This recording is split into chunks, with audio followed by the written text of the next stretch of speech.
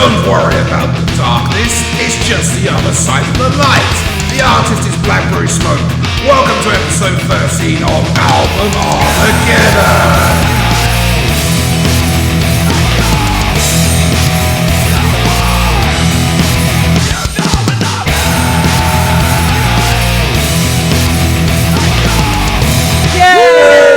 Welcome to episode 13 of Album Armageddon. I'm your host, Cy Stevens, and joining me as always are my most excellent co-hosts. We can't feel the danger when we are under her wing. It's Cath McCauley. Hello there, good evening. Or morning. Morning. And he washes his hands, but they never come clean. It's Stu Whitehouse. He's Watcha. a dirty boy. I'm a dirty boy. How are From you, both? Memphis. It's going to be one of those types of shows. So, what is Album Armageddon? Now, should we really have to explain this by now? Head over to a Facebook group, as well as X, Twitter, and Instagram, and check out what we are and what we do, as well as the chat, debate, and shenanigans curated by our wonderful community manager, Emma Garrett. So sit back and let's go over the three main rules of the show. Rule 1. Albums must have the same number of tracks in order for them to be matched up, so on occasion there may be some creative licensing for this to happen, but they will always follow a strict criteria that we won't get into here, but will explain if and when we need to. Rule 2 is an album can only arrive in Armageddon once. The same goes for artists, unless a strong and genuine argument can be given for them to feature a second time. And Rule 3, the host who chose the artist can use the Napalm Death card, which allows them to declare the track the winner, regardless of the voting result. However, this can only be used during the discussion of a track and can only be used once per show. As you will all know by now, this is very much a passion and fun podcast, and whilst we do go into some of the intricacies of the tracks and the key of the song and such like, especially when we can't find notes, you will mainly get our thoughts, feelings, and occasionally stories around the songs, quite often in jest and sometimes in annoyance. As such, we do get passionate and drop the occasional swear word, but don't worry, even though they can be good ones, bad ones, dangerous ones, and scary ones, our podcast Storm and Stu won't let any get through, will we, Stu? None at all. So, now, with all of that out of the way, as our intro said, this month is Blackberry Smoke, and the albums are Bad Luck Ain't No Crime versus Be Right Here, which was my choice. And this is the part where I normally ask the chooser why this artist and why those albums. Why'd you pick those albums? Yes. I'm please, so tell glad us. you asked you to. I came across Blackberry Smoke with Yahoo Music, when that used to do a thing. That's a thing? It used to be a thing, and what they also used to do is when it played you a track, it also asked you to rate it out of 5 stars every time you listened to one. And then it reworked out what the next track they would play you would be based on what you'd previously rated. It was far better than what Spotify does. And Blackberry Smoke pretty much appeared on that, and that's how I found them. The first album was very much a southern rock affair with occasional country leanings, which we will discuss more shortly. Following albums, whilst keeping their air of southern rock, leaned much here into country, which, bar a few songs here and there, I didn't really overly care for. So I kind of fell out of love with them a little bit. Heard that the latest album would be more of the reverse, and Not enough, though, because you made us listen to them as well. Yeah, well, why not share the pain? The And love. Spoilers. sorry, share the love. Sorry, it's love. Sorry. And while they do keep that air of country here and there, they do more lean back into their southern rock sound with their latest album. Again, we'll discuss more on that shortly. They are a band unafraid to experiment. They surprise with tones and textures, but the fundamentals are intact. Listen to a tune, and 3 minutes later, you're whistling the damn melody and mangling the lyrics. I kind of know as well that they're probably more niche than choices that any of us have made, let alone myself, before, so I probably know the answer to this question before I finish it. But what are you guys' history with Blackberry Smoke? I listened to them this week. Quite a recent history then, Cath. Yep, never heard of them before. Okay, that's good. Stu? Same, really. I mean, when you put this on the docket, it was like, who? Yeah, So I think in a couple of weeks, really, and it's been interesting. I think this is. I think I've said this already. Yeah. This is probably one of the biggest bands I've never heard of, ever. Yeah, they have. I mean, if you look on Wikipedia, they've got. I know that they've got a lot of albums. They've done relatively well. I mean, they've got in positions of places and things, and the gigs they do seem to be sellout, and they tour with big band. I think like Guns N' Roses was one of them, and that. But obviously they're not playing a headline or anything like that. But it's they're getting about on that, and they seem to they make a living out of it. That's their job, and Yeah. But it's weird. I've never heard of. Yeah, I mean, I think they fall into very much a category like, not musically, but Kid Rock. That if you look at him for his UK performance, he's next to unheard of. He's probably known as a one-hit wonder in the UK. But if you look in America, he is immensely popular. So I think these guys actually fall into that category as well. That maybe the UK they haven't had any. Well, they're a very American band. It's sort of country rock. So, yeah, I'm not surprised that they're not very big over here because we're not really into that sort of style of music. Yeah. Whereas the Americans fucking love it. Yeah, they're fully signed up members of that genre completely, aren't they? They do seem to love a bit of country. Well, all of them. Yeah, yes. I think every single American. American. I think every single them. American. Okay. As long as we got that brushing right across Yeah. the wall, that's fine. That will. I mean, our 2 American listeners will be able to confirm one way or the other for us. One's called Yee and the other one's called Ha. Is that what it is? Oh, he's on form tonight, isn't he? Okay, so let's talk I a just want to little. point out, Stu said that. Si and I would never say something like that. Yeah, but I'm the one who's like trying to say like it's ridiculous. Not all Americans like country and western. Then you make it way worse. I'm sorry. I'm sorry. So let's talk a little bit about Blackberry Smoke, and it will be a little bit because they're not as niche as an unsigned band, but they are small enough that there is absolutely fuck all information about them or their albums online. But to hit the main tick boxes, Blackberry Smoke is an American country rock band, as we said. He formed in Atlanta, Georgia in 2000. I mean, that doesn't say Southern rock. What does? The lineup consists of Charlie Starr on lead vocals and guitar, Richard Turner on bass and backing vocals, Paul Jackson on guitar and backing vocals, and Brandon Steele on keyboards. Obviously not on backing vocals for some reason, poor old Brandon there. Richard's brother Britt Turner was the band's drummer before his death in March 2024, so this year. Really sad, okay. yeah. Yeah, and it was literally 2 weeks after they released the album, I think it was. Oh no. They have released 8 studio albums, 2 live albums, and 5 EPs. They are the first independently released artist to hit number 1 on the Billboard Country Album charts in modern history, for you Clue Hunter fans from last month. Their debut album, Bad Luck Ain't No Crime, was released in 2003.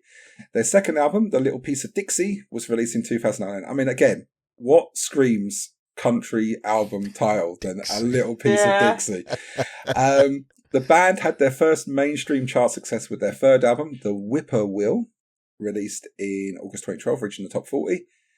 And in 2015, they became the first small independent outfit to have an album holding All the Roses go to number 1 on the Billboard Country Albums chart. It was the first time a non-mainstream supported artist or band was able to achieve this feat in the modern era.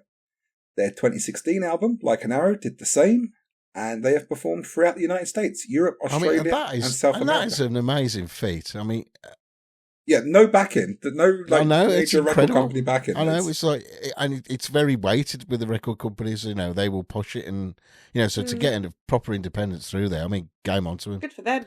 Yeah, totally. As you guys mentioned previously, they have performed alongside numerous artists such as Guns N' Roses, Zac Brown Band, ZZ Top, who are, of course, Album Armageddon alumni, and Lynyrd Skynyrd. In February of this year, the band released their 8th and current album, which we're going to be mentioning here, Be Right Here. It's the final album with, as we said, Britt Turner, who passed away 2 weeks after its release after a battle with glioblastoma. Yeah, it's a form cancer, of isn't it? Form of cancer. Cancer of the brain, yeah. One thing the band does do is that they record all of their albums live, in that they don't lay down the drums and then the guitars. They are literally all in the room together when they hit record. Old-fashioned style, then. Old-fashioned style, yeah. And I have to say, like, this is a band who knows how to end a song. No fades. They know what to do to end the song. Oh, I don't know. There are some periods, and we'll come to this. Sounds like there are some fades. I have to disagree with you there. Okay, I didn't pick up on them then. I didn't really notice them. So, but to me, like, you could tell they're a live band first. Oh, that's what I mean by that. 100%. They are a much better live band than they are studio band, and I think you can tell that looking at, if you get the chance to listen to their live albums, then yeah, that is definitely the case. And even your categories, Cath. Yeah, you can hear that, can you? Yeah. Sorry. So, Bad Luck Ain't No Crime. As I said, there's literally nothing there. Literally, the only thing you can find about this album online is that it was their debut album, and it was released in 2003. It's very much a southern rock affair, much in the style of Lynyrd Skynyrd and Foghat, with big guitar riffs and a slight country influence. Be Right Here is their 8th studio album, as we've already said, released in February 2012. We're repeating ourselves because there is next to fuck all to talk about with them. Be Right Here received a critic score of 84 out of 100 on review aggregator Metacritic, based on 4 critics' reviews, indicating universal acclaim, which kind of shows just how stupid that site actually is. I mean, 4 people with an opinion, and it's acclaimed throughout the universe. Wow. Yeah. Settling into a more Dixie-fried groove created from equal parts country, soul and southern rock, Blackberry Smoke still sound recognisably southern, but they're not adhering to the gospel of Skynyrd and the Allman Brothers as closely as they once did. The album has just had the one single release, and that failed to chart in the mainstream charts, but they've obviously released a few singles. Well, I'm assuming they've released a few singles because there are videos on Spotify for some of these tracks, but they all... Yeah, well, that doesn't mean they're singles. No, I can't work out if it means they're singles. It's not like a Billie Eilish where it's very much a video that indicates their song. All of these videos are very much highlight reels of them on tour and in the studio. Yeah. But yeah, that's pretty much all there is about those albums online. Creative licensing, we did do a little bit this month. Neither album has any skits, but Bad Luck Ain't No Crime starts with 13 tracks but has 3 live tracks, reducing this down to 10. Be Right Here has no live tracks and starts with 10 tracks anyway, which evens it all out, and the battles can begin. So, the first battle we have is Testify versus Dig a Hole, which was the first single from Be Right Here. Testify is a powerful southern rock anthem that blends heartfelt lyrics with a drive-in rhythm. The song explores themes of love, longing, and the desire for authenticity. It features rich guitar riffs and a soulful vocal delivery. The song showcases the band's signature sound at the time, characterized by a mix of rock, blues, and country influences. Dig a Hole, however, is a more swampy, psychedelic rock track that's a statement about choosing your path in life. Told you it was going to be brief notes. Pithy, I think is the word. Right. So, Stu, what is your choice as we open this up? I don't really mention this. If I got this right, the album Bad Luck Ain't No Crime was made in 2004.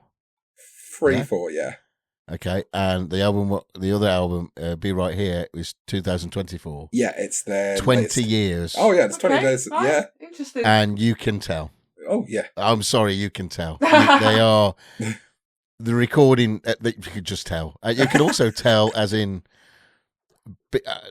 I know I'm doing. Maybe I should have done this bit in the album part of it, but the whole album, the way the sound of it sounds far fuller and richer than new album. But because obviously they probably had more money and they probably had access to better. And 20 years is a good chunk of time for to get your sound all sorted and that. So, but right, let's go back into the.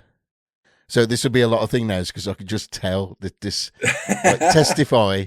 Like I've got on my notes, like nice bass line, nice guitar break in the middle. It's a very serviceable song, but it is really sounds like a song of its time as well. Yeah, it's stuck in that. Yeah. Now I don't know whether it's the recording technique, but it's like the way the guitar riff goes and all that kind of thing. Dig a Hole. I really like the distorted vocals in that. It's awesome. Not typical middle eight, nothing, like in a Barbarian, but there was the backing singers what lift the track up. Yes. And I thought, oh, okay, then that's what we go. And there's a Moog kind of keyboard in there somewhere. I can hear something. Can't say whether it's a Moog or not, but it's one of those satisfying keyboard stabs, which you only ever get from a Moogie kind of sound. So in a way, at the two, Dig a Hole is getting my vote. It's a shame, really, because Testify just sounds a bit too dated. In a way, I wish I listened to the albums when they come out, because obviously it's hard, isn't it? Unless you've got this nostalgia connection to them. Yes. You're listening to odd ears, and it's just like, but again, it's a serviceable song. It's okay, but Dig a Hole is a better song. Okay. And Cath, do you agree with our boy Stu here? I might do. So Testify. So this is the first track I'd ever heard of Blackberry Smoke, and I just thought, wow, there's some really chunky guitar riffs at the start. It's quite full on from the off. Yeah. But it's quite interesting, sort of mixed with the very sort of slow paced vocals. It just sounded like classic America, like Middle America rock to me. With that sort of country vibe to it, and I was just sort of picturing people wearing their cowboy boots lined up. I found the melody quite repetitive, which I didn't like that too much. Okay. But I really struggled with this because I didn't like the melody, but I could, like, the production and the quality of the music was really impressive. So I was just I wasn't sure if I didn't like it or I admired it. So confused. Couldn't quite decide. But also, because of this track, it just sounded quite generic for its genre. And I just felt it was probably setting the bar quite low for a band who are clearly really talented. And I think they could do better. Based on the first track I'd ever heard of them. Yeah. So Dig a Hole, which I think you explained what the track is about. I'm not quite sure what Digging a Hole has to do with living your best life, but I thought it was an interesting track. There is very much a lot of Southern sayings as titles. Right. I discovered this a lot with that. I never looked up what Dig a Hole. What? They got a tick box going. Yep, we've said that. We said, said Tennessee. Said whiskey. Tick. Yep. Got them. Yeah, I think that's where it comes from. I don't know what it means. So, like you, because in the UK it means you're getting yourself into trouble. You're digging a hole for yourself. Yeah. So I can only assume it's got a different meaning to Americans. So it's a bit more a very sort of soulful and bluesy track with a lot more focus on the singing. But for the most part, again, the melody wasn't quite doing it for me. But there were some parts in this song that really reminded me of the Black Crowes. And the melody sort of shifted and the vocals did as well. And it was just it had a very sort of Black Crowes vibe to it, which I thought was pretty good. Dig a Hole was definitely my favourite of the two. Okay. So I was just looking up what Dig a Hole meant in Southern America, but no, I still can't find it. So no. We'll leave that up to people's interpretation.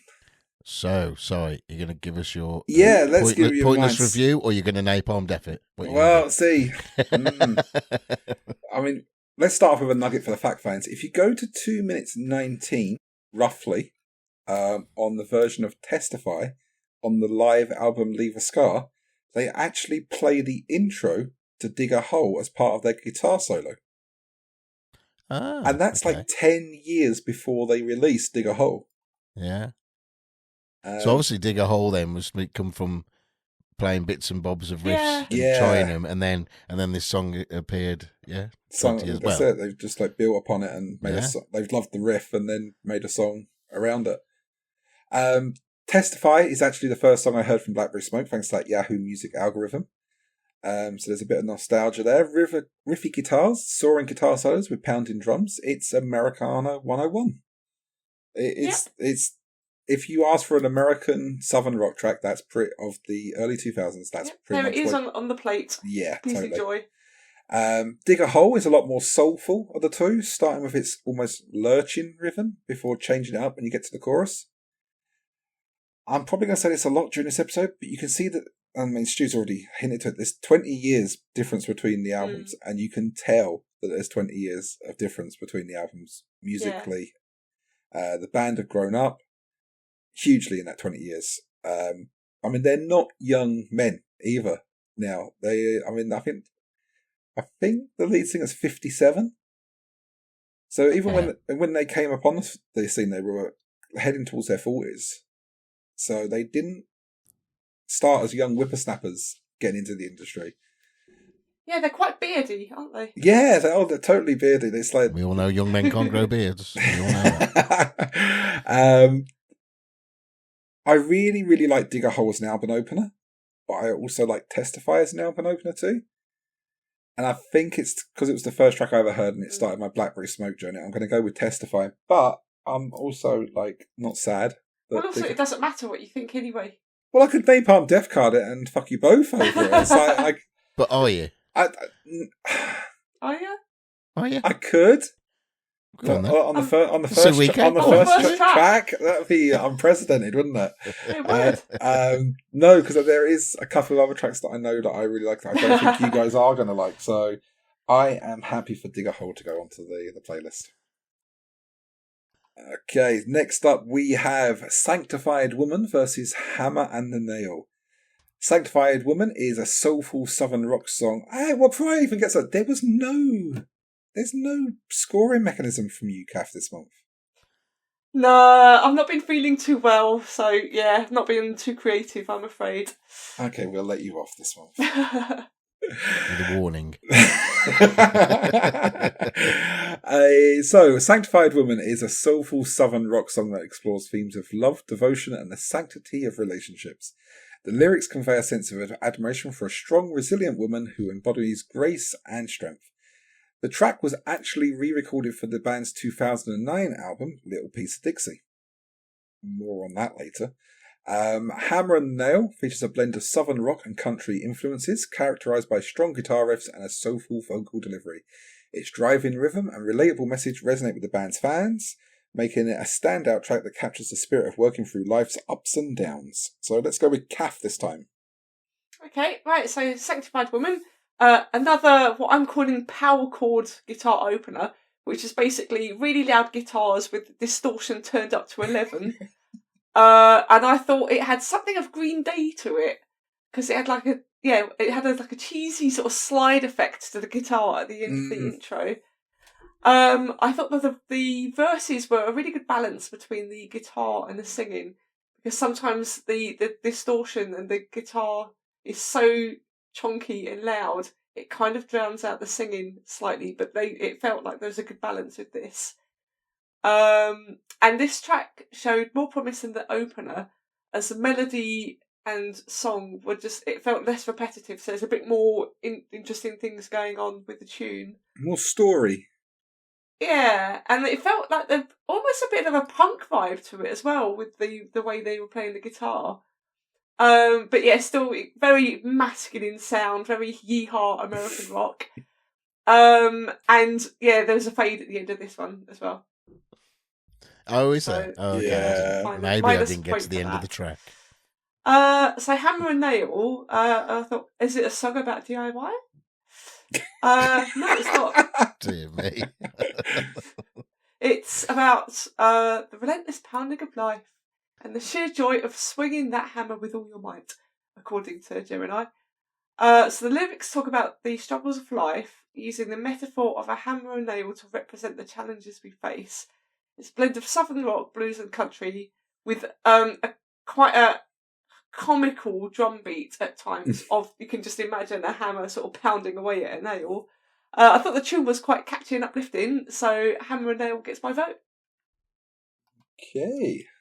Stu, where are you? Are you going to B&Q or?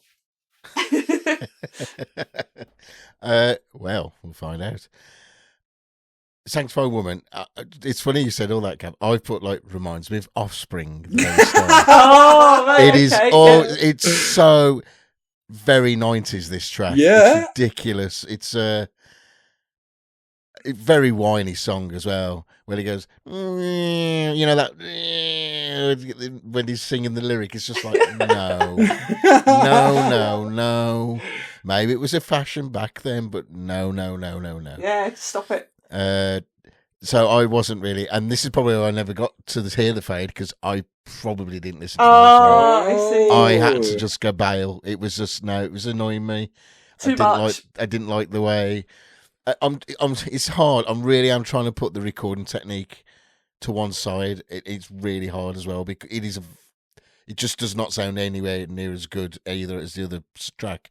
But to get that aside, it's just not that good in my opinion. A bit too whiny, bit too late 90s punk indie rock riffs going on. I wasn't into that. Hammer and the Nail. I quite like the bass drum. It's very like boom, boom, boom, and like all that kind of stuff. Very what I call it a southern style, but remember that's my definition. I know nothing about country music or southern type music or anything like that. I'm a very white boy from England who knows nothing about American culture in that sense. So if I have used any phrases, and I don't mean to offend, I'm sorry, but yes, it's in my eyes southern style. There was a corny line in there now. What did I put now? The whole world swings a hammer and I'm the nail. I thought it was quite good. Even though it was a bit shit, but I quite liked it. So, but Hammer and the Nail get my vote on that one. Okay, so yeah, I mean, you've both pretty much said what my notes are, or most of my notes are. I mean, Sanctified Woman is another Americana rock one I want, and I'm starting to think the time it was early 2000s, Americana rock 101. It would have been Green Day and The Offspring, and I mean, The Offspring would have been just coming off of Americana, wasn't it? The album Pretty Fly for a White Guy and things like idea. that. And Green Day would have been coming off of probably something like Dookie or something along those lines. Dookie, yeah. Yeah, probably. It would have been around that sort of period. Was Dookie the first album? Second, I think. Okay. But yeah, we'll fact check those facts, fans. Yeah. It's got riffy guitars, it's got hypnotic vocals, and then it really kicks in at the chorus, and you can imagine the crowd going absolutely wild live for this one. The problem I have with the track is the drums. They are so muted, and I don't want to say poorly recorded, but I mean, it might be because of the era, and Stu, you skirted around this as well, so not wanting to mention the recording technique. But it's hard. Yeah, it's hard. Yeah. It's like those drums, there is something really well off on that recording. What makes it worse is I know the version from Little Piece of Dixie, where almost everything gets a little bit of polish, and the drums are simply better. How to compare it is, you know, in the 90s when there were CD singles, they always used to almost have 4 tracks. Always 4 tracks. You had the single or the radio edit, you had the album version, you had the live version of the track, and then you'd have the demo version of the track. That's what this sounds like. That's what the re-recording it a few years later makes this version sound like. It makes it feel like the demo version of the track. And it's the only track they've ever re-recorded. So maybe they kind of knew it themselves that it just wasn't right. And finally, the last thing I don't like is the way they end the track. Is that it's got that guitar and that. Yeah, well, that's what I was trying to. That's what I was trying to say. And to me, that if they'd have done that and then hit with another version of the addition of the chorus, it would have worked. But it's the fact that it does that and it's just like goes to nothing. That's it. It's done. And if it went into another, as I said, another version of the chorus or a drum solo finish, I think it probably would have worked a lot better. Hammer and Nail starts to lean into their more country influences, but it is overtaken more by their honky-tonk rhythms and guitar riffs after the first verse. The track really does stand out for me, and it's surprising that it wasn't a single. It does have the video on Spotify, but whether that means it's a single, it's unknown. It's super catchy, it's a total earworm, it's very polished, and it kind of makes it an unfair battle. If If it was going up against a re-recording of Sanctified Woman, it'd be a different story, but it's not. So for me, it's Hammer and the Nail as well. Excellent. So that's the first Full sweep. full sweep of the night. I'm starting to feel like this could be a full sweep of an album this for the first time as well. Well, we'll see. Yeah, we'll see. Let's not get ahead of ourselves. Only track 2, such as the thesis there, so. And At least the super album name will be easy, I suppose. yeah, I suppose there is that. It's like, just listen to the album, guys. Next up, we have Another Chance versus Like It Was Yesterday. Another Chance is a heartfelt ballad that delves into themes of love, regret, and the longing for redemption, which is a lot of southern rock ballads. The song's poignant lyrics express a desire for another opportunity to make things right, as well as showcasing a bit of a right turn in the band's style compared to the other 2 opening tracks from the album. Like It Was Yesterday catches a sense of longing and introspection, with lyrics that paint vivid pictures of cherished moments and relationships. Musically, it again blends southern rock with country influences, featuring heartfelt vocals, with guitar work and soulful undertones which complement the reflective nature of the lyrics. So let's go with Stu again first, and what do you think? Right, what do I think? Right, Another Chance. It's a slow track, this one. A bit of a lighter song. But again, typical... Right, I'm going to use the phrase here, rock blues, and I'm sure I'm not using it correctly. So again, if I offended anybody, I do apologise. But to me, it's like got that rock blues kind of feel. Typical 4/4. Well, they're all 4/4, but it reeks more of a 4/4 track. Quite inoffensive, really. It's all right. Like It Was Yesterday. God, no. My notes, God, no. God, no. Bad lyrics, bad music, very corny. End of my review. We've not worked on his suspense at all, have we, in the last few weeks? Oh, no. So I'm not picking that track. I am okay. I didn't start off with that one, did I? No, this one just didn't. It's weird, though, because out of the 2, it's the better sounding track, but I'm trying to step away from that if I can. But I just thought it was awful. I just thought it was really corny and too many tropes of things. So my vote is going for Another Chance. Okay. Sorry if I've offended anybody. We'll release a video apology after the show for Stu to apologise to the whole of America. Yeah. Cath, where are you sitting on this one? Right, so I've written Another Chance.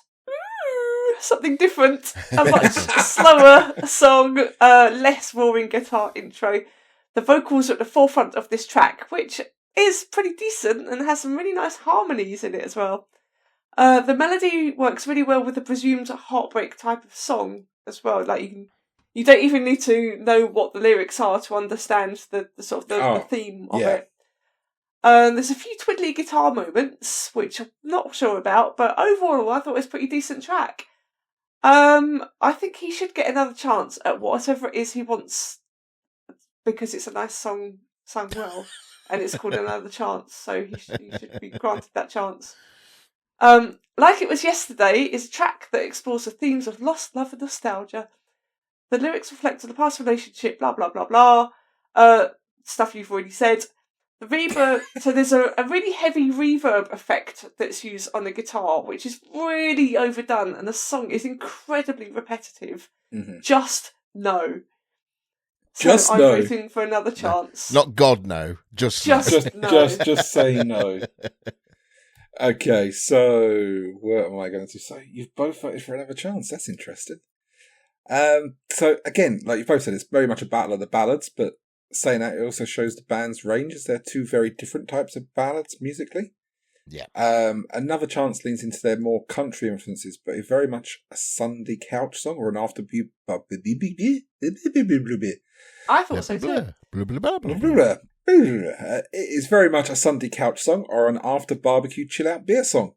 The passion in Charlie Starr's vocal here is clear to hear, but it also feels so effortless in their delivery. You know, it's a bit like, if you want to become a singer and you can't sing, it must really irk you when someone can deliver passion in their vocal delivery with absolutely minimal effort. Yes. I mean, the insult is too... I'm not going to say it this episode, but we know about singers who can't sing. Yeah. And I'm just going to leave it there. Who was that again? In your opinion, Cath. In your opinion. A matrimonial gift, I think, was the...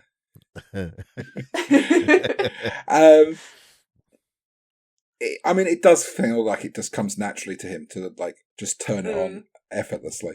And it's backed by a beautiful song. I like the slide guitar throughout the song. It's hard not to pick this as a winner. But like it was yesterday, also has a great slide guitar through, and is again another track that's hard to dislike. Well, I've said it's hard to dislike. You fucking two are just like, yep, fuck that shit. We didn't like it. It was quite easy for us to dislike it. Yeah. Come and join us, it's awesome. I think it fits again into that BBQ playlist. You know, the BBQ playlist? Barbecue playlist. Yeah, put it on the barbecue and burn it to death. God, Jesus. I wouldn't go that far. That escalated quickly. Wow. I tell you the one bit I do like it was just it has a section on it where it has just a very nice simple drum beat and a vocal duet. And it highlights his vocals as well. But I don't think there's as much passion in the vocals of Like It Was Yesterday, so I'm going to go with Another Chance as well. So we're going to got another clean sweep. Boom. And seeing we've not picked just one album. Not just one album. That's it. We've done it, guys. We can just... We've done it. Go home. We've ticked that box. We can do what we like now. Okay, Battle 4. We have Nothin For You and versus Be So Lucky. Nothin For You is it's literally... They've gone hard song, ballad. Where do we go next? I know, back to the hard stuff. And it's a gritty, upbeat track that catches a sense of defiance and resilience. The song's lyrics convey a no-nonsense attitude, emphasising themes of self-empowerment and moving on from toxic relationships. Be So Lucky, however, features catchy melodies and lively instrumentation blending blends southern rock with a touch of country flair. Lyrically, it speaks to the idea of appreciating the good things in life and the desire to hold on to moments of joy and connection. So, Cath. I love it when I describe a song and all I hear in Cath is going, it's like, this is going to be good. Nothin For You. So we're back in the land of the roaring guitar intros, so familiar territory here.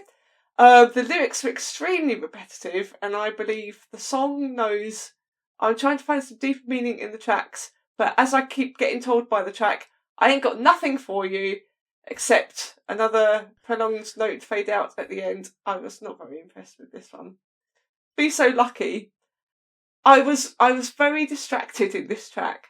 There's something that really put me off, and that is the jangly effect on the guitar, and I couldn't get beyond that.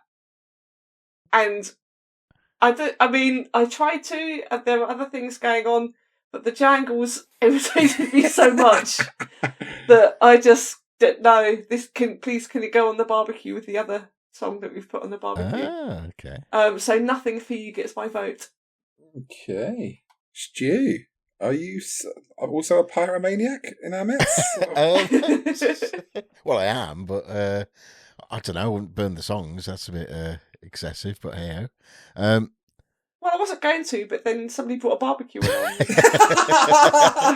I don't think that's a defence. I wasn't going to set fire to everything, but wasn't someone me. brought I a didn't match. Bring the barbecue, officer. Nothin For You. I've just found it a bit boring. And he really doesn't like being nagged, this guy, does he?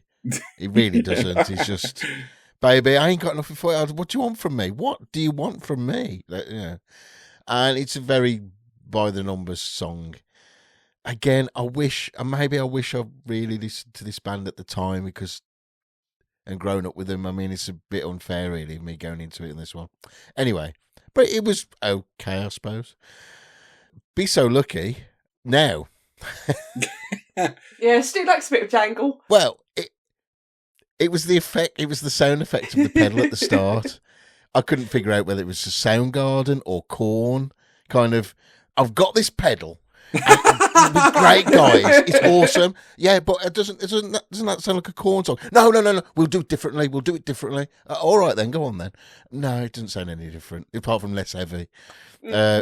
But they're definitely using it. It's a shame, really, because like a particular effect you always associate with a kind of a band, and if somebody else tries to use it, you go in, dude, what are you doing? Don't do that. Yeah, That's their shit. Yeah. So the poor manufacturer of that pedal goes bollocks. Yeah, I can use it for one band. That's a bit of a waste of R&D and time and marketing and all that. Oh well. But I like this song out of the two purely because it's different. And maybe it's not following the country western southern style blues rock. It's just a different departure to what they normally do, in my opinion. So Be So Lucky gets my vote. Okay. No, sorry. Oh, This is you get to choose. I get to choose. Oh, an excitement. So Nothing For You. We are getting back to that distortion pedal and rock guitars, like we said. Yeah. And it does tend to hit a little harder, and it's great. And I'm going to probably mention this later on as well, because they do it a couple of times. It's very good track listing at making a little harder song sound a lot harder and more rocky by making it follow a very ballad and laid back song. Because you get chilled out, oh, it's a nice ballad, and you get hit in the face with the sledgehammer of the rock guitars. I mean, to be fair though, it's Rock Album 101. It's like, they're not the first band to have done this. They won't be the last band to have done this. But, you can see the pattern already start to form. It does feel very raw, but I don't want to say it sounds demo-ish again, as it's never been re-recorded, but I'm wondering if it should be, just to get a little more polish. Yeah. Yeah, but that's unfair. But as you can say, it's 20 years ago. It's like... You could say that about every single track on that album. Yeah, because if they did that album now, would they have done? It'd be like comparing the Rolling Stones' latest album to their first album, or the Beatles' first album to their last album. There's it changes over time. Yeah, they experience different things and have different things to say. I mean, you can't even, to be fair though, you can't say, oh, but they were just young whippersnappers at the time of recording this first album. I definitely didn't say that. No, because they definitely wasn't. They were just slightly less old when they recorded this first album. Less old. It's such a diplomat. I'm sorry. Where was we? Yeah, digressing slightly there. Be So Lucky, you both mentioned it's an interesting effect on that opening guitar riff. I mean, that's a word. Yeah, it's definitely a word. It's well, you've heard it before, though, haven't you? You must have heard that this is effect. it. It's like and it's like you hear it. It's like, oh, I like this effect. They're really good at using, but they shouldn't be. It's not them that should be using it. No, it shouldn't. Exactly. Did I put the wrong album on? I feel it never really gets going vocally either. When it changes things up pre-chorus, and it's not my favourite track, but it is more grown up. It is more polished. I don't want to say polished though, because like you say, that is unfair on the first album. It is. Yeah. What do we use to use it? I think it's a lot more easier to listen to than Nothing For You, though. Be So Lucky. Oh no, the Jangles are going to win, aren't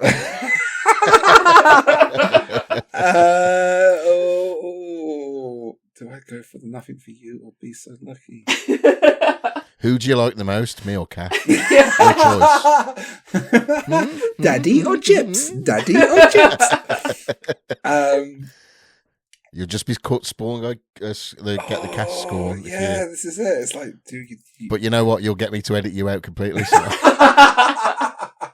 Your choice. Oh yeah, I mean it is kind of a tough one. I am going to go with.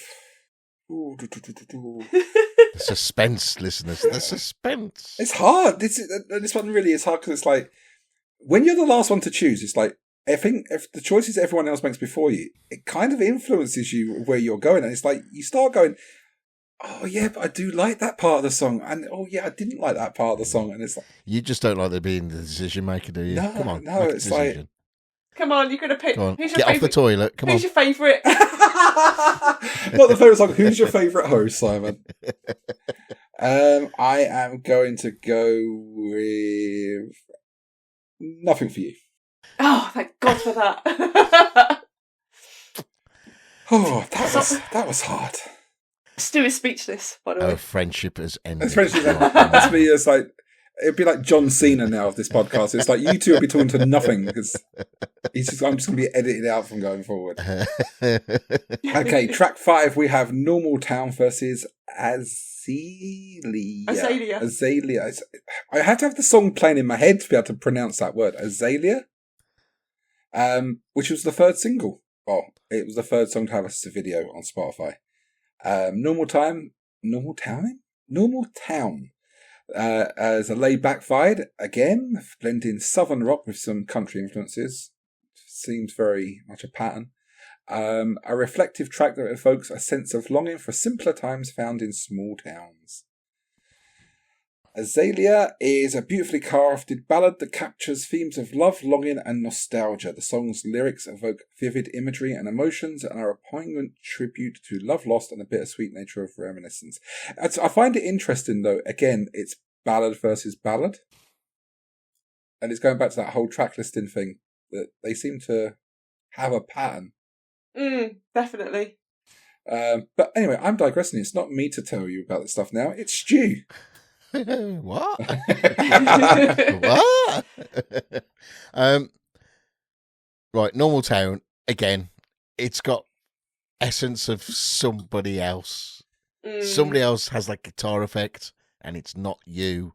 And I'm going to tell all you I can who it hear is that other band. Again, it's a different from the normal rock blues song. I quite like it. It's some might say it's a little bit lazy on the lyrics, but I like the in 1989 everybody was fine, content while they were stood in line. I quite like that. It's just like a nice lyric in my opinion.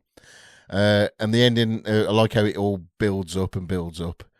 And that is definitely a 101 lesson how you end a song as well.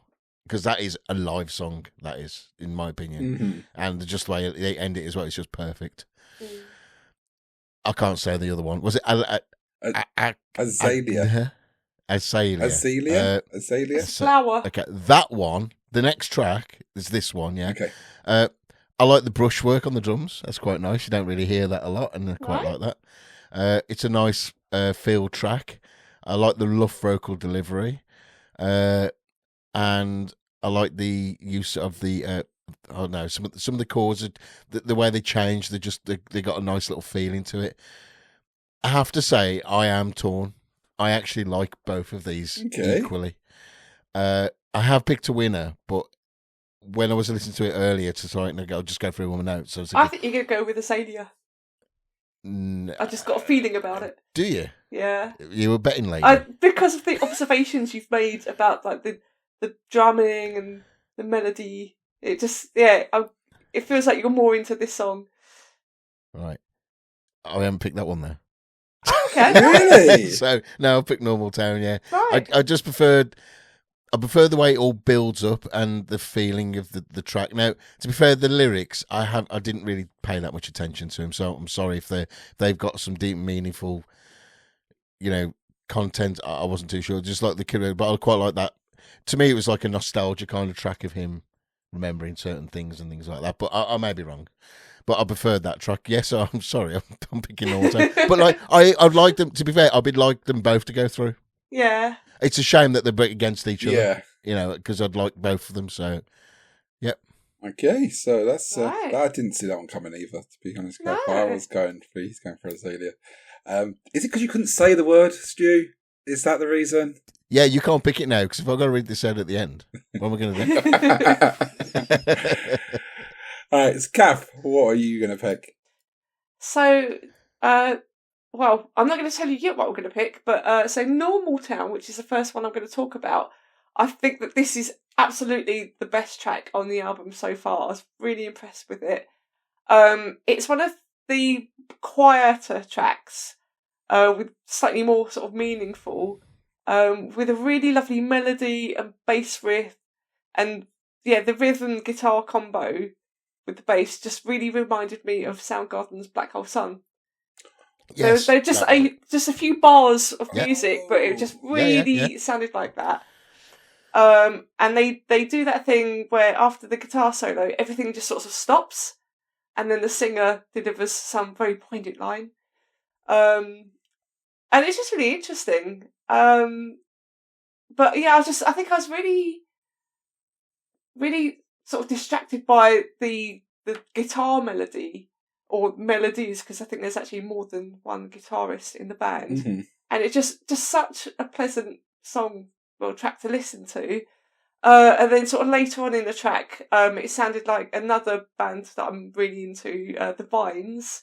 There was just a few bars of music that just really reminded me of the Vines. And I just thought, really enjoying it. And yeah, I just love the flow of the track as well. And the singing has a moment to shine. So it's a really nice track to listen to. Very much enjoyed that. And then we've got Azalea. So again, this one is more on the sort of the easy listening end of the scale. So there's less sort of like distracting roaring guitar sounds, and it's just very easy listening. It had a lovely melody and a really nice vocal style that worked really well together. I thought this track in particular, the vocal performance was a definite highlight of the track because it just sounded so soulful, and it really added a lot of depth to the music and the track generally. So I sort of did a bit of research on this track because I was just quite intrigued by it. And apparently, so the song itself is, it reflects on the complexities of fatherhood and the bittersweet experience of watching children grow up. And apparently the singer Charlie Starr mentioned that writing Azalea was a deeply personal experience, drawing from his own experience as a father. So I thought that was quite interesting. And it's, incredibly difficult to pick between the two because I thought they were both excellent. And I think I've gone with Azalea rather than Normaltown just because the track intrigued me so much. I actually wanted to find out more about it. Whereas the other one, I was like, oh yeah, that sound good. Oh, that's the Vines. Yeah. So I really love the melody and the singing, but not enough to kind of go, oh, I want to learn a bit more. So yeah, Azalea gets my vote. What you've done there, Cath, is you've pushed all the decisions you're making to Simon. So we're off. Jesus Christ. We're all good. I mean, again, I didn't see that one coming. It's like, did you guys swap each other's like final decision? Because like you waxed lyrically, Stu, about Azalea and then picked Normaltown. And then Cath, I also speak positively about Normaltown as well. Oh man, okay, yeah. So, we're back to ballad territory, like you guys have said. Normaltown, I love some of the little effects that are going on in the background. I mean, was it you that said that it was doing like interesting things, Cath? It's like the lead guitar is going country, but the rhythm guitar and drums are going more southern rock, and it strangely works. It's like they complement each other really, really nicely. There were just bars of music.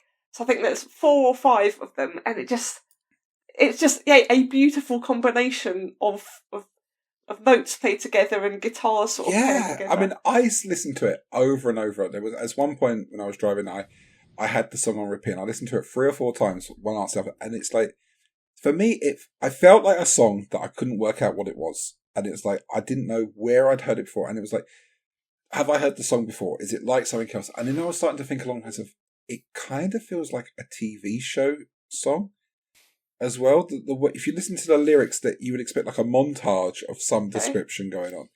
But then when you mentioned Black Hole Sun, it was like, no, okay, yeah, that's exactly where I've heard it before. It's very much in that style. Azalea, it leans much heavier into their country influences, and while 15 years ago this probably wasn't my favourite style of Blackberry Smoke, I can now really appreciate it a lot more. There's like rhythmic guitar picking, it's hypnotic but incredibly laid back drumming. That's like the brushes I think you were mentioning, Stu. Yeah. Again, it's a Sunday couch song. You know, it's something that you just want to put on, lay on the couch, stick on, and just listen to. And I really do like the vocals of Charlie here, and I don't know why. If I had to put my finger on it again, it's how effortless and natural his passion comes through. As much as I probably wouldn't have picked this before, and I'm going to upset Stu again here. I'm definitely getting edited out of this episode. I'm going to go with Azalea. Both tracks They are were both brilliant. excellent. Yeah, I'm happy that it's gone through. Yeah. But it's just... It's a shame that one of them has to not go through. It's a shame that can't we just reorder them so that it goes against another track we don't really like? And anyway, that's what it is. That's what it is. So, listeners, I highly advise you to listen to Normaltown because it is a good song. Yeah, definitely. Yeah. It's got our album Armageddon seal of approval for being a loser. Now, that's a stamp you want. It's like the Employee of the Month award, isn't it? Oh, it is. How are you going to be both a winner and a great. loser at the same time? Okay, and next up is Battle 6. We have Train Rollin versus Don't Mind If I Do. Train Rollin is again back to a more lively southern rock track with catchy guitar riffs that capture a sense of freedom and the open road. Freedom! Don't Mind If I Do blends elements of southern rock and country, but features catchy guitar riffs and infectious rhythms that just make you want to tap your feet. Lyrically, it conveys a message of seizing the moment and enjoying life's pleasures without reservation. Who did we go to first last? It was Stu. It was Cath, was it? I don't remember. I don't remember. Let's go with Cath. Hey, everyone. Right, Train Rollin, effects pedal-tastic. I'm glad you noticed that. My God. But this is also the first track where I've actually noticed they've got a drummer who's hitting the drums. All of the other tracks, I've not noticed drumming at all. Oh, apart from the hammer and the nail. I did say that, it's actually a lie. I presume that they've just increased the volume of the drums for them to be just slightly more noticeable. Because, and I don't really know much about drums, but I presume it's the tom-tom that they're hitting. It just sounds like it just got more prominent than usual. The rest of the track is different from any of the other tracks. It's more of the same stuff. Apart from the distortion on the guitar chords, which kind of ruined it a bit. And yeah, it seems to be the sort of track that if they played it live, they would. There's this part in it where the drums sort of drumming away, and the singer would be like getting people to clap along with it or something, because it just sort of slows down a bit. Which I guess is okay, but just an observation. That's it for that one. So Don't Mind If I Do. It's quite cheesy musically, and I noticed the piano tinkling away in the back. And interestingly, female backing singers as well in this one. There's a tempo shift towards the end of the song for no apparent reason, which was weird. It's just there, isn't it? It is. It's just it felt like it was all a bit later with Jules Holland. Oh, yes. It had that vibe to it. And I can still appreciate the talent of the band and the vocalist, despite just not really being overly keen on this track. So, yeah, I'm not overly keen on either of them. And it's, again, quite difficult to choose between them because they're both kind of similar. So they've done that thing again where, like, there's a particular way they structure an album. Yeah. And they just, it's like, they're very similar. I guess I'm going to go with Don't Mind If I Do, just because. Okay. Yeah, I think because they had they were trying something different with this one with the piano and the female backing singers, and I think they deserve recognition for that. So that one's going to win. Well, it's going to get my vote anyway. It might not win. Do you hear that, Si? Yeah, it's like this is going to win. I have chosen this. I decree this is the winner. This? It's not even a napalm death turn. Stu, are you enforcing this mindset of it's going on the playlist, or? Well, don't mind if I do. There's loads going. As like what Cath has already said, there is a loads going on in this track, and the backing vocals, and I really like the piano riff. And I think there's lots of piano riff in here as well. There's a very quiet one, just sounds like it's distant, and then you got the normal one, which is up front. Jules Holland. Yeah, I suppose. Actually. I quite like this. Now, it isn't split timing, but it's the only thing I can really describe it as, where it feels like it's at one time signature at the start, and then it goes into another one. and I quite like that. I appreciate that. Maybe because it's a drummer in me, I don't know. But it doesn't actually change the tempo. It's exactly the same, but it's just the timing of it. I do like the lyric though. Reach up and grab yourself a fistful of everything. I don't mind if I do. They don't sing it like that, of course, but in my head, they should have done. Right, train rolling. Fucking hell. No! How on earth, Cath, can you actually say, "Oh, I don't mind you do"? It's a little bit corny. This song is epitome of Korn. Me, not the band Korn. This is. I am a train. I am rolling. I am rolling. Dude, what the fuck are you doing? What? Stop. Really don't like this one. You might have gathered. I'm going to go straight to the I don't mind if I do. That's my pick. I have to say, I'd have to pick you up on this one. What is it with American rock, whether it's Southern rock or just like commercial rock, what is their infatuation with trains? And I don't mind that. It's just, this was just corny as hell. Because they're not the first. The way he sings those, oh my God, no, it's not great. They're not the first band to talk about trains, are they? I mean, Aerosmith sung about a train. Guns N' Roses sung about a train. Yeah, but they didn't sing it like this. Yeah. So, you're not going for train rolling, then? No, I've never said. Oh, no, not train rolling. I'm going for I don't mind if I do. I don't mind if you do, okay. So, both of you have voted for that. That's interesting. Oh. Can we hear him turn the key? I'm hoping there's no napalm death card here for train rolling. My first note on this one is it's what you mentioned, Cath, that this band is very good at organising their track listing. Because train rolling, again, feels much heavier than it actually is, because it follows a ballad. There's a nice little wah-wah guitar solo in there. I mean, it is effect pedal classic. And I was trying to think, though, that the effect they're using for that guitar solo and throughout the song, again, it's another band's sound. And I was trying to think, and I don't think it is, but in my head, it's Anything Goes from Appetite for Destruction by Guns N' Roses. Okay. I'm not sure to that for such a long time that I can't. I'm not sure remember. if it is, but it's just a wow, wow, wow, wow, wow, wow. It kind. I can see Slash on stage performing that. So I don't know if it is that particular song, or if it is one of Guns N' Roses songs. But yeah, it's definitely another effect pedal they've hit the other band's settings on. Don't Mind If I Do starts off as the love child of a country and a honky-tonk blues before leaning more and more into the latter for the chorus before dropping back again during the verses. Again, it's more polished of the two tracks. Again, it's a little bit unfair to say that when the fact that band is 20 years older and they have honed their craft a little bit more. I mean, the 20 years of honing their craft is going to be night and day in performances and recording techniques. But it is more of a foot tapper, not of this battle, but probably of the entire Be Right Here album. It is the foot tapper of the album.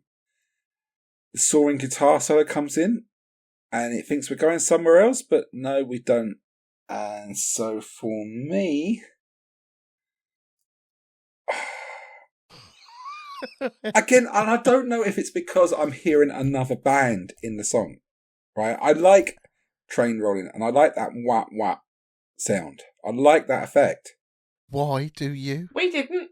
No, you obviously you didn't. But tell me. Explain yourself, Simon. Because I think it's because it's reminding me of the other band. You know, like you. What other band? They sound awful. But I don't want to listen to this other band. But it's like you thought of earlier, Cath, when the song reminds you of Black Hole Sun. You know, it's like, I guess. Does that kind of bias? Yeah. Put a bias onto it because you like that song? Yeah. Okay. That's fair enough. If I heard another band sing a song like this, I wouldn't like that either. So I don't understand where you're really going with this one. Well, I think we know which artist we're going to choose for another month now. Then,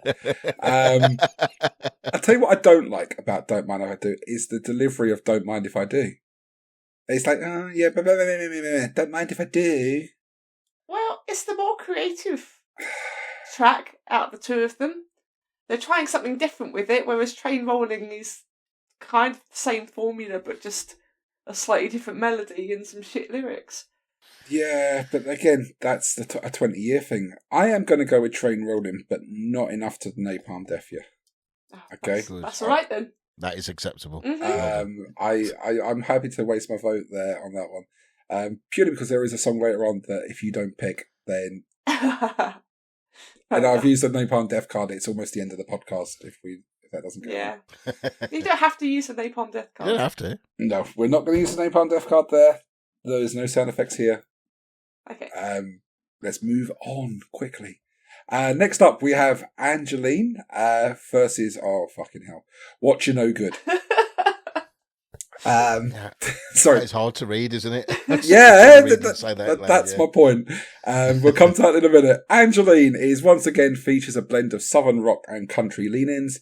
Angeline is an introspective ballad that tells the story of longing and the bittersweet nature of love. Watcha No Good is a gritty, high-energy track that embodies a southern rock vibe infused with a touch of blues. The song features lively instrumentation, including driving guitarists and a robust rhythm section, creating an engaging foot-stomping sound.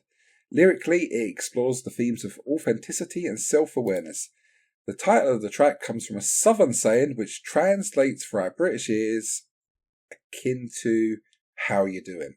Oh, okay. So does it make a bit more sense now? It's still hard to say. It's still very fucking hard to say and grammatically fucked. Right. Okay, on that note, Stu!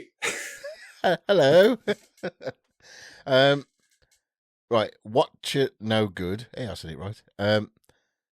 I like the bass line. It's a nice basic drum track which goes along with it. It's, at the start, it's quite good. However, there is an interesting lyric, and I don't know whether anybody's picked up on it, where it goes, I don't lean either way. I love my sisters and brothers. So I was thinking, what does he mean by that? I mean, is he gay? Is he not?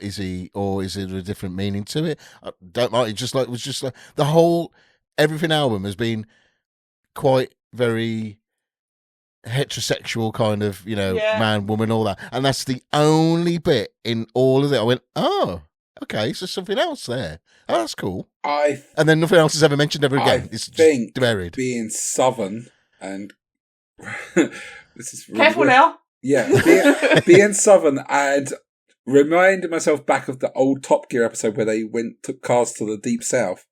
The Deep South love church, and I think brothers and sisters is a church thing. Okay. I don't lean one. No, but he goes, I don't lean one way or another.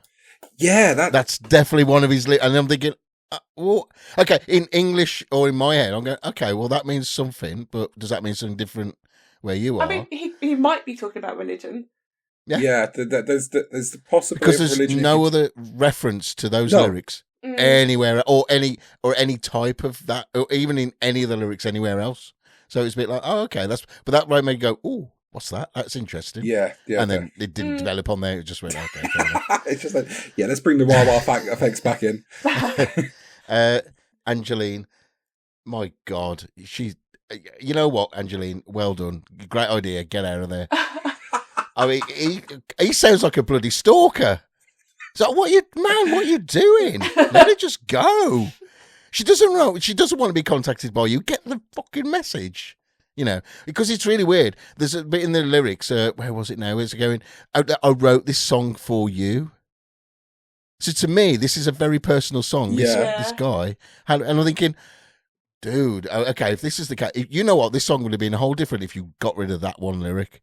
And then I wouldn't have probably been as judgy. Now you seem a bit like stalkery. It's like, now you're a bit creepy. You're a bit creepy. But also I found it a little bit just annoying, the song, musically in that way. So I am going to go for Watcha No Good. Hey, I said it right. Okay. Watcha no good. Okay, that's interesting. I didn't see that It's coming. interesting. Kath, Yeah. where Okay. are So you? yet again, they have matched two very similar songs. They're Yeah. both, like whaley guitar-y songs. So Angeline, the whaley guitar-y was like all the young dudes from David Bowie. I was a bit like, Ooh, okay, okay. interesting. And also, is that a Hammond organ I detect in the track? Which, I mean, there's only one note, and it's very not used very often. I think maybe used twice, but they played it as like, yeah, I noticed that. Okay, cool. I like it. The vocals also get more of the spotlight in this track, and I really like that the singer is the way that he's like the lyrics. It just feels more sort of conversational and less formulaic, which was quite interesting as well. And he's sort of showing off his skills a bit more. So yeah, quite an interesting track. Watcha no good. So as I said, it's a whaley guitar track.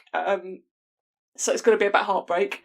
And I thought, right, I've not read the lyrics for any of these tracks. I've literally just sort of been listening to the music and forming opinions about the music. But I Googled this one like I did another one earlier on. Azalea. Just to find, was it that one I Googled? Yeah, it was Azalea that you... Oh, okay. Just to confirm my suspicions. And yes, the lyrics explore themes of love, loss and redemption. So, yeah, I guess that means, well, the music is fitting with the topic. However, I found it a little bit boring, and there wasn't really anything that particularly caught my interest or impressed me with this track. So, yeah, let's move on. Angeline gets my vote. Oh, I've got to fucking choose You've got a again. lot of decisions to make in this episode, haven't you? Yeah, it's like unreal. Okay, so Angeline, it starts off with that soaring guitar intro. Some of the lyrics, though, I had nickels and that girl wanted dimes. I mean, you can easily make the comparison to old country songs where the singer's wife left him and took the dog and he's just got his friend Jack and Jim to keep him company. But it actually reminds me a little bit of Aerosmith here as well, with just a lot less innuendo-based lyrics. Yeah. It's kind of like a more PG version of Steven Tyler and Joe Perry. And I do absolutely love that last rendition of Oh Angeline, Where Have You Gone? It's like full-on screaming passion is getting thrown out there. Although it is it does sound quite stalkery, though. Yeah, as you say, it's kind of... The more I think about it, it's like, oh, yeah, he's standing underneath that flat, isn't he? Screaming that out on the street. The police are coming. The police are coming to arrest him. There's no two ways about it. I mean, but saying that last rendition, it does get me up. You properly get up. I mean, creepy or not, you get up because you can hear that passion. And that's me listening to it when I'm driving or in the living room. So, what does that do to 10,000 people in an arena? I can imagine that's like a proper, full-on crowd singing, lighters in the air type. Well, it's not even lighters in the air these days. It's going to be mobile phone LED torches. sticks. Mobile phone torches, isn't it, in the air? Oh yes, of course. Or if you're Coldplay, wristbands that change colour. Wristbands and moon glasses. Yeah. And we're talking about Angeline here, this song. Yeah. No, I can't see that whatsoever. I can't see this being everybody like a 10,000 crowd audience, whether they're all singing along to this. Yeah, I can see at all in any way. It's just no, I'm not going that way. I'm not going to say that. I can imagine it being a Deep South anthem type thing. You've broken up with your girlfriend. You're in the bar. It's going on the jukebox. No, mate, she's done a runner. She's gone. She's done a runner. She's gone. From creepy. And you know what? I'm on her side on this one. She's hiding behind the curtains. Right. So I'll pay for a bus fare. She's out of there. The bus fare. Okay, bully. Okay, so what are we going this up against? It's going up against the grammatically incorrect Watcha no good. Yeah. I mean, but that's the English ears, isn't it? Yeah, it's totally the English ears. I mean, Musically, I love Watcha No Good. It's back to that beautiful hypnotic sound that the band it's very good at. However, I can never look past that title and how it's delivered. And it's like, I'm trying to work out how it's supposed to be delivered. It's like, the first two words sounds like a question. What do you know? Yeah. But we don't hear the other person's response before the questioner goes, good. Good. And I think, hang on a minute. Is Charlie Warner's about someone? Hey, Watcha. He's up to no good. But then they spell no wrong for that. I've tried to ignore it. I really, really have tried to ignore it. You're just being a pedantic Englishman, though. Mate, Come on, I have been a very pedantic. These questions pop into my head after the first chorus and stay there until the next song starts. I mean, you struggled with this before, so Amy Winehouse's classic "Fuck Me Pumps." No, that was Robbie. Fuck me pumps. I have issues. Well, we know that. But which song do you like? I'm going to go for the creep anthem of Angeline because I can't stand the grammatic incorrectness of Watcha No Good. Okay. Well, in a way, I'm upset that his one, but also the audience get to listen to how creepy that song is. I mean, fuck me, it's creepy. It is. It's like the more you now think of it as creepy, and the more you think of the lyrics, it's like, oh, yeah, that's creepy.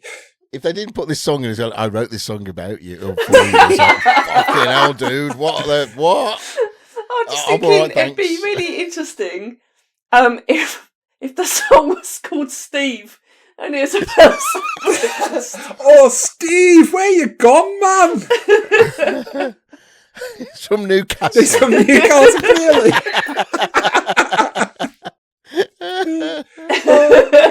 The video would have to feature Ant and Dec going around.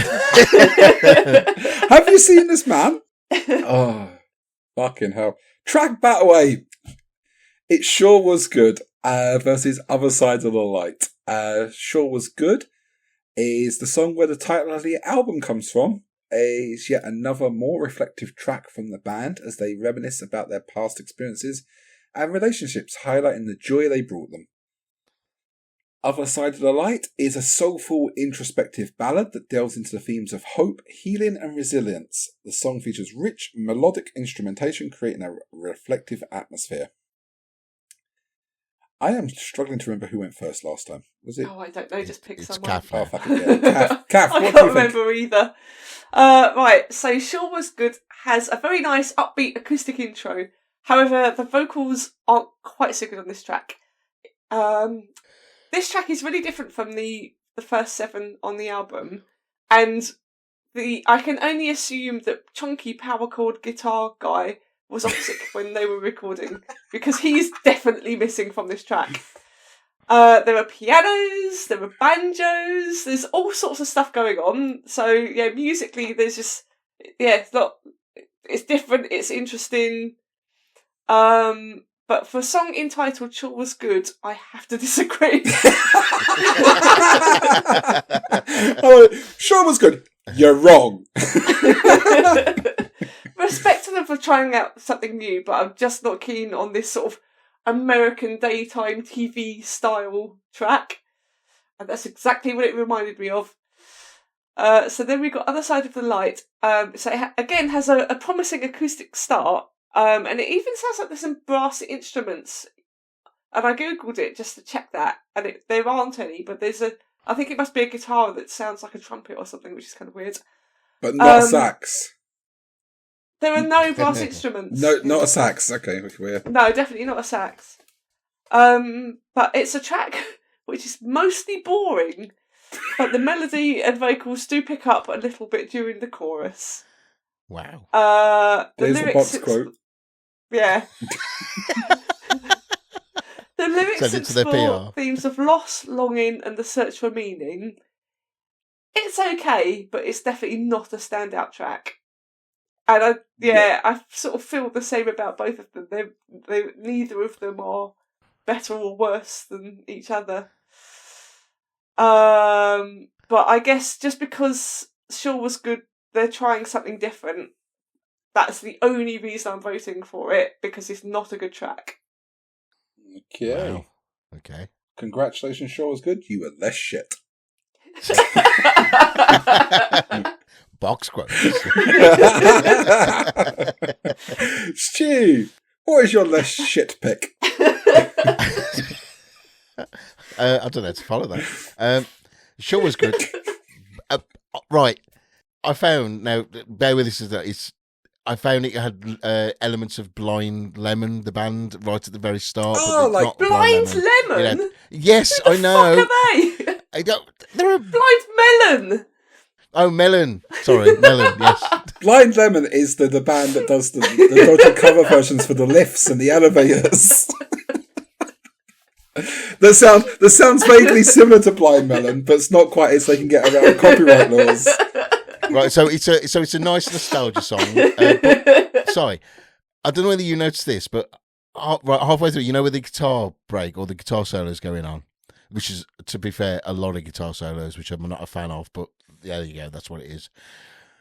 Did the first part of that guitar solo, was it actually a bass doing a solo? I'm Sure Was Good. Yeah. It felt like a bass because it was too low to be a guitar at one stage, and then it just went up, and then it felt like then the guitar then took over.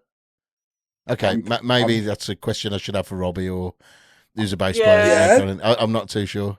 Like, to 1 me, minute caller, I'm having a listen.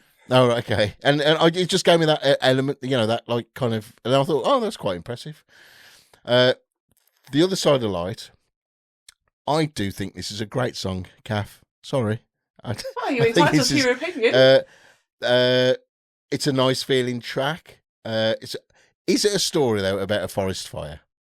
Because that's the elements I got from it at the start. Because he's like holding his hand out and all that.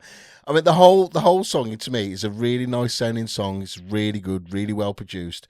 But then it's really let down by the middle eight. It just sounds, why did you do that? Why have you just? You don't have to slap a middle eight in everything. It's fine. You could have just not got rid of that and just carried on with the song. But it seemed like their producer told them they had to do it or something, which is a real shame. This, though, was a hard one for me because I actually quite like them both. This was another one where I didn't know which one to pick. I have got a pick though. And it is. Stu. Oh, actually, while I was in that side, did you? Yeah, did you think it was a bass? I just had a quick listen to it, and what I think they've done is the guitar solo is a guitar, but they've turned the bass up. Way. But they've turned the bass up slightly, just as the guitar solo starts, because you can the bass is really pronounced there. Yeah, that's what I mean. It's like there's something going on there. Yeah, it's definitely a sunk in the mix there, I would say. Right. So, but I am picking The Other Side of Light as my pick. Fucker, that means I've got to make another choice. You know what? We're making you work tonight, dude. Well, to be honest, this battle certainly made us work. Listen, you're the one who's getting paid in this podcast. We're not. So I'm getting paid. You've got to work. Okay, I'm going to make this quick and dirty. Sure Was Good leans too much into their country influences for me in both the vocal delivery and musically. It's still a good song, but it's just not for me. The opening acoustic guitar intro with the pinched harmonics of Other Side of the Light reminds me so much of another song, but I don't know what it is. It's a very much a modern day southern rock song, I think. It's got a very similar style to what Uncle Kracker started to do once he moved away from being the live DJ for Kid Rock, and went out onto his own. The guitar solo is also very modern day country. Who is it said about the daytime TV? Oh yes, that was. Yeah, yeah, it's totally daytime TV, isn't it? It's like a montage of all they've had shown during the day. I can't remember the track, but yes, that was something. Yeah, sure was good. It's like they've had a good news story that's highlight. They've been the TV program that's followed Comic Relief or Children in Need, and they want to show all the good news stories of the day. And they've used that as the montage music. It's got that feel to it. But like, I think you've pretty much both said, I probably... Oh no, you didn't. You like both tracks. I probably wouldn't listen to either track as a first choice. Yeah. I think you were similar, weren't you, Cath? It was like, it's there. Neither of them are that good. No, I understand. Like, I don't know. It's kind of they're both like a let me up track. It's like they're there just to give you a breather. It's a filler track. They're there to give you a breather to see how you're going to make the big finish. But for the benefit of the playlist, I am going to go with because he's going to huff. I'm going to go with Other Side of the Light as my pick so I'm not always siding with you, Cath. That's fair enough. Okay, so we have track battle 9. It's the penultimate battle here. We have Scare the Devil Out of You versus A Little Bit Crazy, which was their second single off the album, or second song that has a video, let's put it that way. Scare the Devil Out of You starts off with a bit of a banjo ditty before we soon descend into a more heavier guitar blues riff track. Overall, it's an anthem that encourages a carefree, adventurous spirit, making it a standout in the band's live repertoire. A Little Bit Crazy captures the feeling of living life on the edge and embracing the wild side of love and relationships. Lyrically, it again showcases a fun, carefree attitude, while acknowledging the unpredictability that comes with passion. Stu. Yes. Thanks very much. Moving on. How can I Cath. help you? What are your thoughts, Stu? Right, I made a slight misstep on this one. I listened to the live track and not actually the. Right, yeah, the it's thing. quite different. So, but I had a word with Cy, and it's like because it was a bit too late to like listen to the other one, and he said, "No, you should get the general essence of what the song is about." Yeah, and that's would be fine. But like listeners, you're not going to get the live track version if this one does win. I found this a very boring drum track. I bet the drummer was so bored playing this. Just, I bet he went, "Can you please just put a drum machine in place? I don't need to be here. No, I don't, can I go to the bar? I can so." But it was to me, it was a very paint by numbers rock blues. I just didn't find it at all interesting. But funnily enough, though, I listened to the live version, which you'd think would get everybody all pumping. Now, I think the crowd were there, but even the live version, I didn't feel it. I just didn't connect with the song in any way. I just thought maybe that's one like for a true fan, like when it was in 2004 when it was released, and that's the song, the nostalgia one, and everybody loves it, which is cool, absolutely brilliant. But unfortunately for me, it didn't really have any connection to it. So a little bit crazy. Now starts off with a backing singer. Mm-hmm. Oh, where's this little treasure going? Nice use of the backing track, and then nothing really happens in the song. It's just a bit flat, very flat. Yeah, Incredibly flat. But it was a nice, simplistic feel to it. So, this was a difficult one, only as in, which one was the less shit one? Which one did I like the most? Oh, fucking hell, we're starting to start this again. So, but then this one is like, so, I don't really know. I have actually got a vote right on my screen now of what I picked, but like, do I change it? Because I don't know, they to me they're a bit like too similar. Okay. They're very different songs. Don't get me wrong, they are different songs, but the way they made me feel very similar in that sense. Sorry, let's go a little bit crazy. There we go. That's my vote. I didn't see you going. No, maybe I did. Yeah, I didn't. Maybe I did. It could have gone either way. It could have gone either way. Was that where you? Yeah. Was that your original choice, or did you change your mind? It was actually my original choice, and I just thought I couldn't be bothered to put any more brain power into it. So I just stuck with it. You didn't want another 20-minute edit of like trying to get out the less shit option. No. Okay, so that leads us to Cath.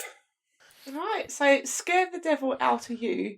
As you've already said, we're treated to a delightful little banjo ditty at the beginning before we put our rock socks back on.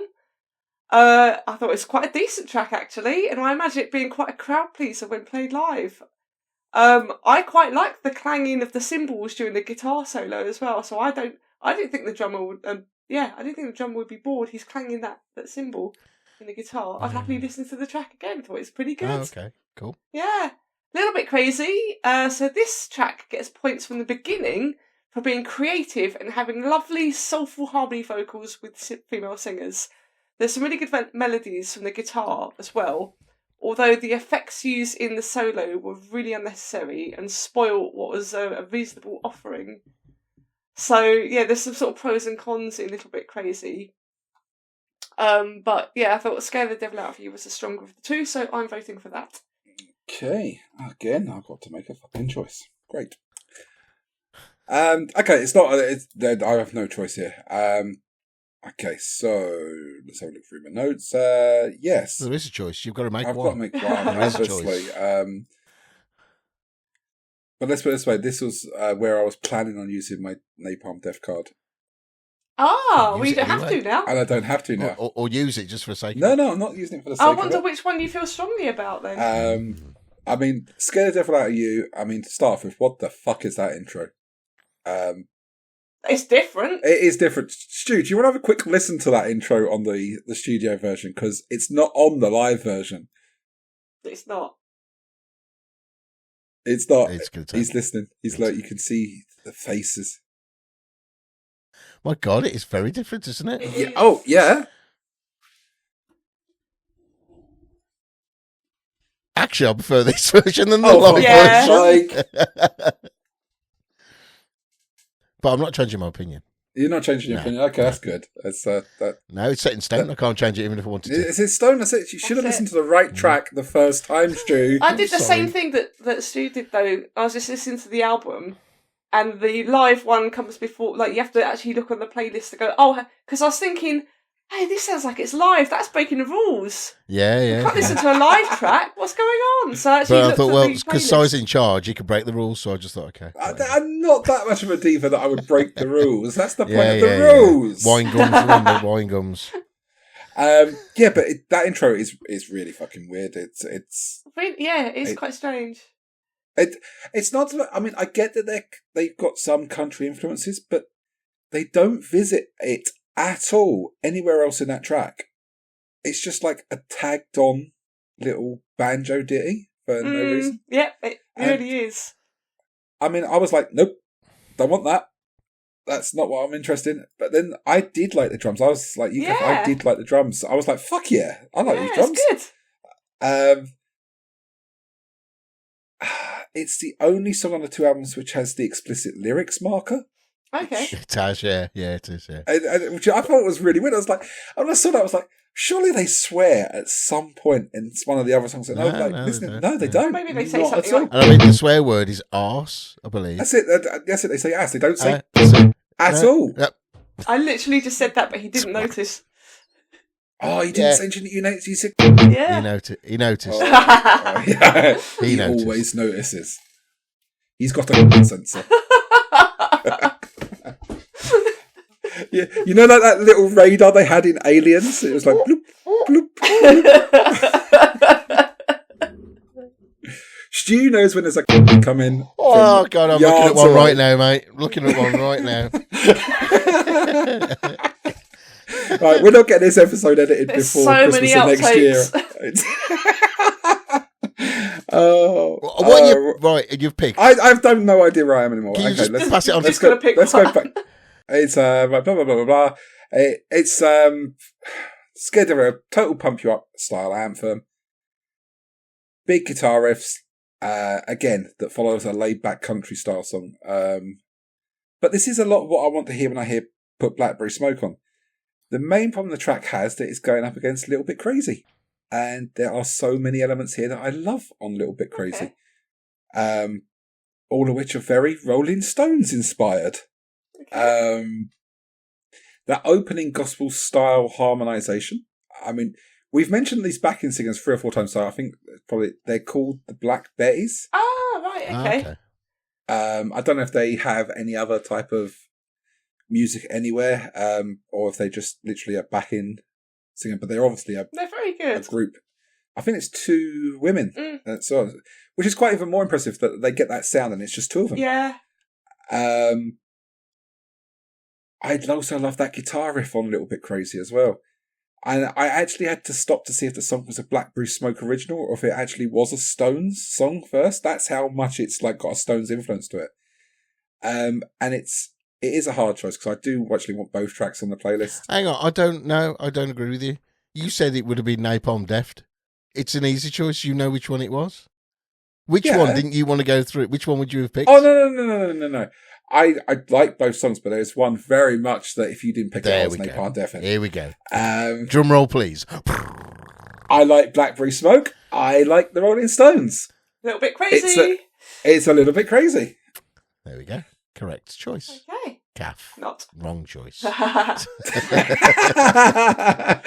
And here we are. We're at the final battle. So we've got Memphis Special versus Barefoot Angel. Memphis Special is a classic southern rock country blues 101 track. Like many of the tracks in the genre, it pays homage to the title city. It's rich is the word I'm looking for. It's rich musical heritage and celebrates themes of love, good times, and the joy of connection. Barefoot Angel is a power ballad that's driven by Brandon Steele on the organ. Lyrically, it paints a vivid picture of a cherished relationship celebrating the simple, beautiful moments shared with a loved one. The vocals are soulful and emotive, conveying a deep sense of longing and affection. Stu, where are you picking your... Right, so... Memphis Special. I really like this one because this, to me, was more like a typical southern. I have no reference, but I'm very ill-educated in all this stuff. But I just love the banjo stars and all that kind of stuff, and that's what I expect to. And they go, "Yeehaw, yeah, boy, yeehaw." However, driving beat, tick. Say Memphis loads of times. Tick. And need for a stupid guitar solo. Oh, tick. Perfect album ender. It was brilliant as an album ender as well. It was a really good song, really good all the way through. I like the driving beat, the power of it. I love the banjo at the start. It was brilliant. In a way, I wish it didn't go rock. I wish it continued in that style all the way through, and then just doing like their acapellas over the top. That would have been absolutely awesome with the backing vocals as well, I think. But that would have been my version of it, not their version. Barefoot Angel. Yeah, Barefoot Angel. I think I fell asleep on this song. It was nice, backing vocals, all right. It was all right music, but it was very... Right, I'm using it as a reference point, but not as this is what they sound like. Very Coldplay. Just very... Wow, really? Yeah, not Coldplay. Then no, so nothing like Coldplay at all. But it's just a bedtime story. Just very boring. I mean, the last track... Right. Really, that was the last track on the album, and it was like, really? Okay. I've forgotten about the band now. I'll go and listen to somebody else now. Where this one, Memphis Special, I was like, oh, I like this. This is all right. Let's go. So Memphis Special gets my vote. I did not see that. How can you not see that coming? What do you think I like, sir? You obviously don't think I like. Not that. No, I really like that. I think it's awesome. I am stunned and in shock and disbelief. And on that note, Cath. Right. Make your Thanks mark. for the intro. Shock and disbelief, Cath. And disappointment as well, probably. Well, depends. What vote are you going to cast? Yeah. Okay, so Memphis Special. This song is about the life of a southern rock musician who's struggling to make it in the music industry and ends the album on a high. It's a proper yeehaw cowboy song, complete with banjo and harmonica. The drumming is also a lot more interesting than usual, although it might just be that I noticed the drumming because maybe it was slightly louder than on some of the other tracks. But I thought, yeah, just lovely combination of stuff. It's really interesting. Lots of energy there. Yeah, very likeable. Barefoot Angel. So the melody reminded me of God Gave Rock and Roll to You at the start of, what was it? At the end of Bill and Ted. It had that sort of melody to it. But then it changes to something acoustic, simple, and quite likeable. The song's slower tempo works really well, and I think it's tracks like this that really showcase the talent of the band.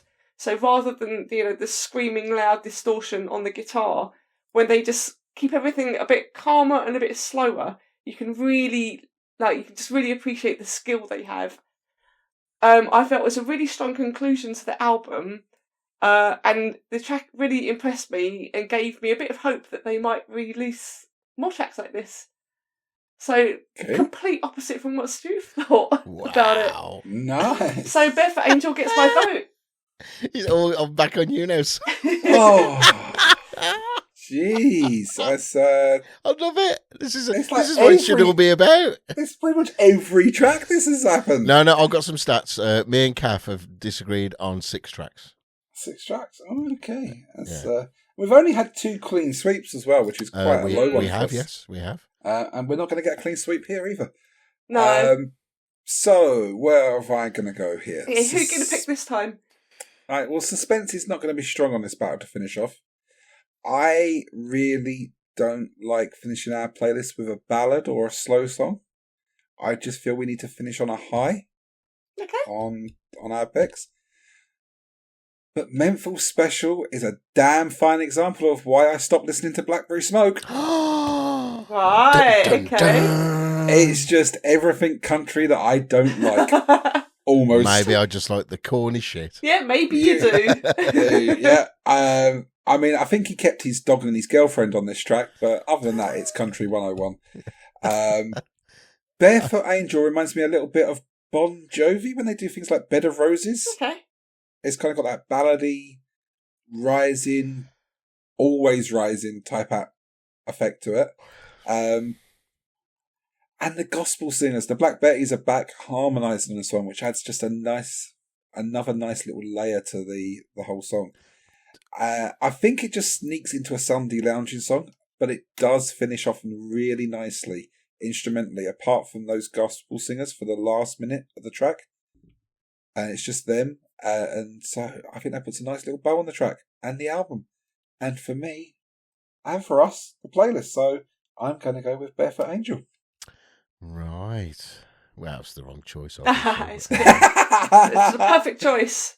Yeah. You say that. Stu, that is the final battle done. So what songs are on the playlist?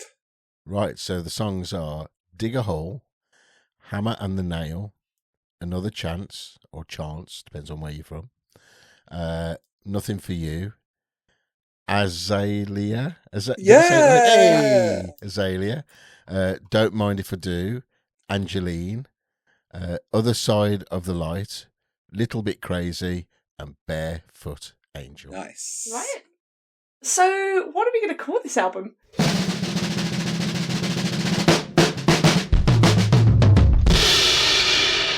And we're going to call this playlist Bad Luck Ain't Here.